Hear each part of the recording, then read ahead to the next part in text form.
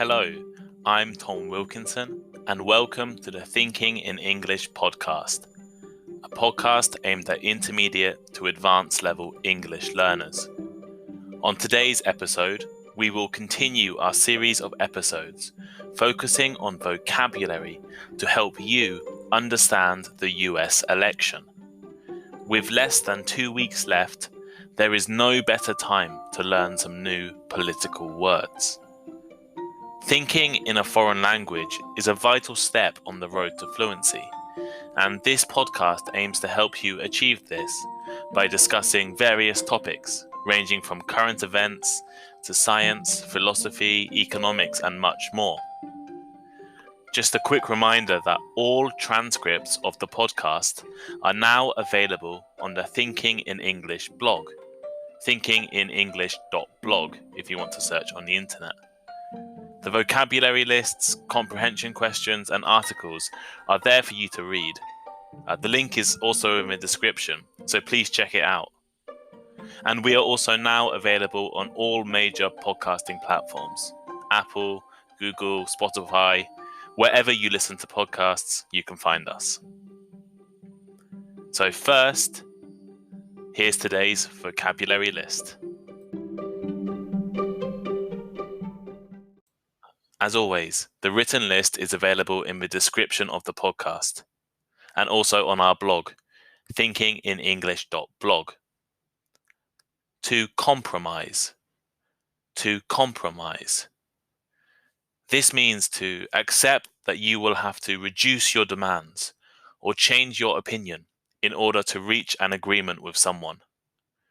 For example, well, you want $400 and I say $300, so let's compromise on $350. Psychological. Psychological. Relating to the human mind and feelings. For example, we are concerned with the physical and psychological well-being of our employees. Uncompromisingly. Uncompromisingly. This is in a way that is fixed and not changing, even when this may cause difficulties. For example, she was uncompromisingly hostile to him. To drift. To drift. This means to move slowly, especially as a result of outside forces, with no control over direction. For example, no one noticed that the boat had begun to drift out to sea. Irrelevant. Irrelevant. This is not related to what is being discussed or considered, and therefore not important. These documents are largely irrelevant to the present investigation. To bear. To bear. This means to have or continue to have something. For example, the stone plaque bearing his name was smashed to pieces. Interpretation. Interpretation. This is an explanation or opinion of what something means. For example, the rules are vague and open to interpretation. To opt. To opt. This means to make a choice, especially of one thing, or possibly instead of others. For example, Mike opted for early retirement. And finally, to funnel. To funnel. This means to send something directly and intentionally. For example, no one knows who has been funneling weapons to the rebels.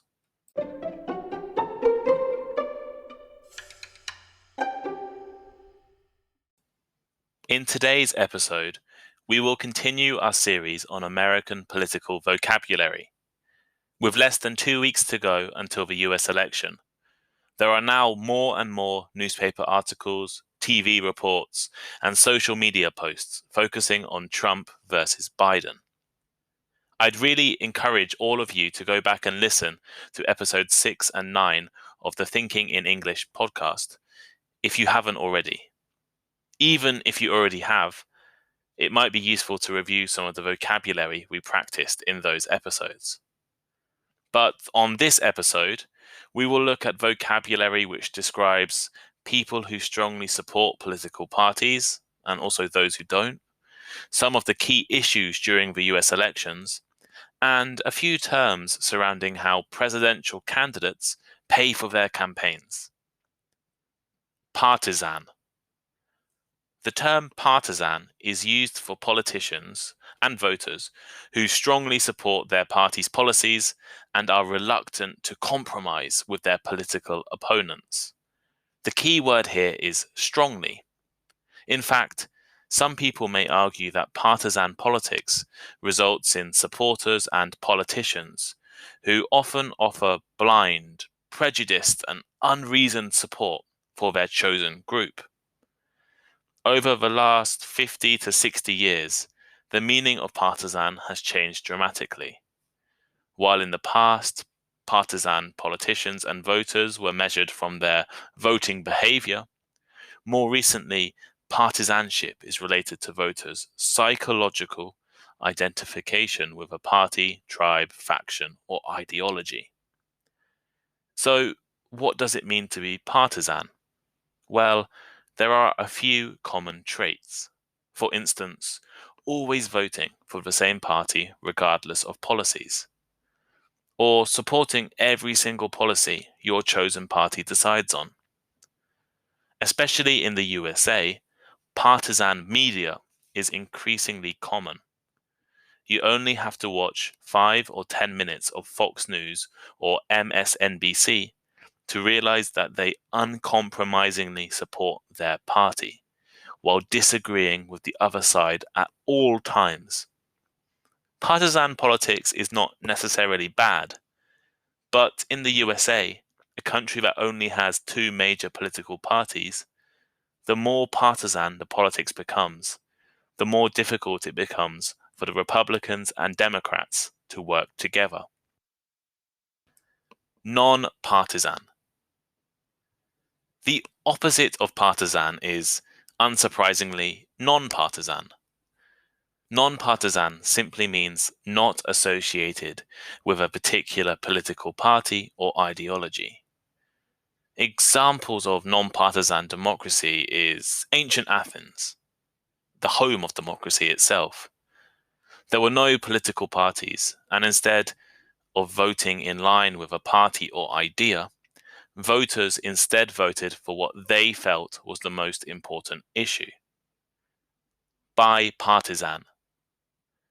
So, if partisan refers to strong adherence to a political party, and non-partisan refers to non-allegiance with a political party, what is bipartisan? Bipartisan can refer to any political act in which both of the 2 major political parties in America agree about all or many parts of the political choice. There have been periods of bipartisanship in American politics, such as when the Republicans supported legislation by the Democratic President Lyndon Johnson in the early 1960s, and when Democrats worked with Republican President Ronald Reagan in the 1980s. However, over the last 4 years, there has been little bipartisan cooperation in US politics. The Republicans and Democrats have drifted further and further apart in their opinions on important issues such as immigration, tax, healthcare, and much more. Party platform. A political party platform or program is the formal set of goals which are supported by a political party or individual candidate in order to appeal to the general public and gain their support and votes about complicated topics or issues. A party platform is sometimes referred to as a manifesto or a political platform. Some famous historical examples of platforms include Friedrich Engels and Karl Marx's 1848 Communist Manifesto and Franklin Roosevelt's 1932 New Deal. However, political parties' platforms get little respect. They are often ignored by voters and candidates, and sometimes considered irrelevant in modern politics. Independent voter. Independent voters are voters who do not belong to a political party. They might vote for candidates on issues rather than on the basis of a political ideology or partisanship. They might not have long-standing loyalty to or identification with a political party. Maybe they do not usually vote for the same political party from election to election, or they self-describe as an independent. According to Gallup, in September 2020, around 40% of Americans consider themselves to be independent voters. However, the actual number of independent voters is likely to be inaccurate. This is because many people who consider themselves to be independent are not actually non-partisan. They are independent in name only, but regularly vote with one party. The key issues in elections change from year to year and election to election. For instance, this year, the current pandemic is a major topic of debate between Biden and Trump. However, there are some key issues which appear every year. While I was studying American politics as a high school student, my school textbook said that the important issues in American politics can simply be stated in the phrase God, guns, and gays. And while the political landscape has changed over the last 10 years, these issues are still very important. Second Amendment. The Second Amendment of the US Constitution gives Americans the right to bear arms. The text reads, "A well-regulated militia being necessary to the protection of a free state, the right of people to keep and bear arms shall not be infringed." Essentially, Americans are allowed by their constitution to own and carry weapons, especially guns.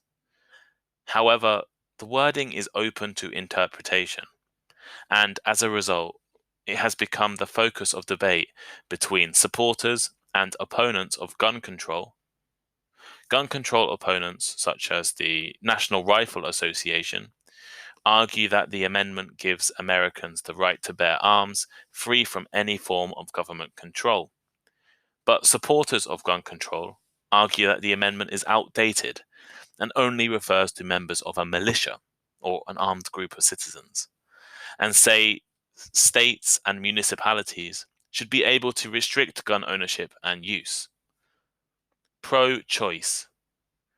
Abortion rights are always an important issue in the US election.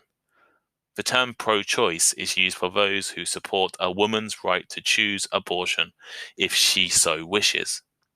Supporters argue that the government has no place interfering in what should be a private decision.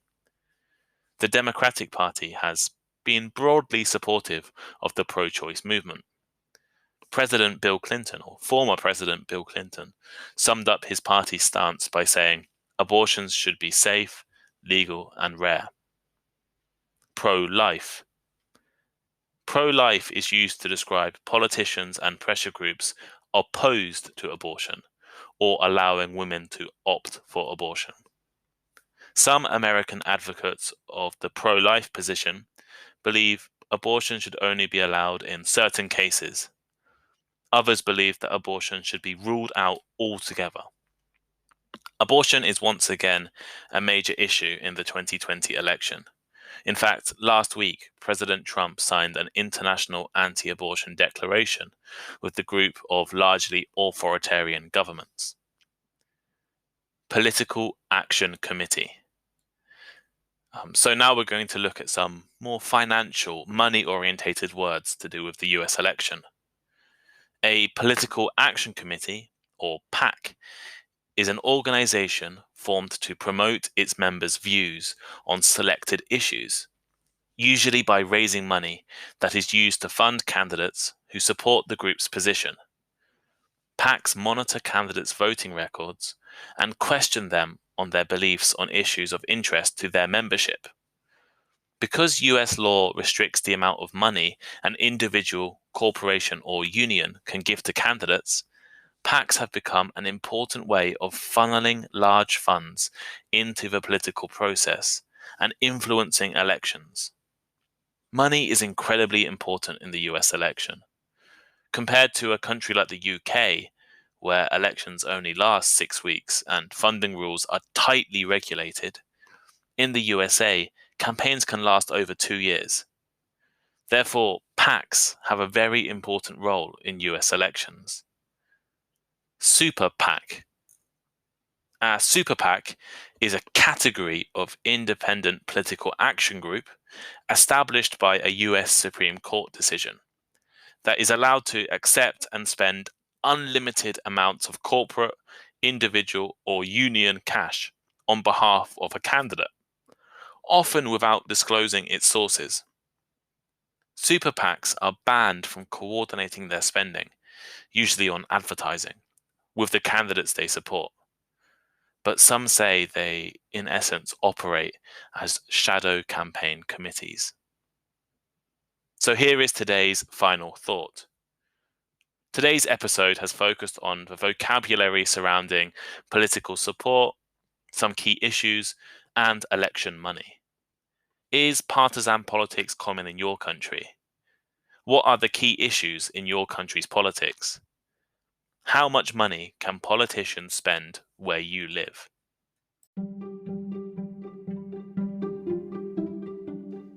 Thank you for listening to today's episode of Thinking in English.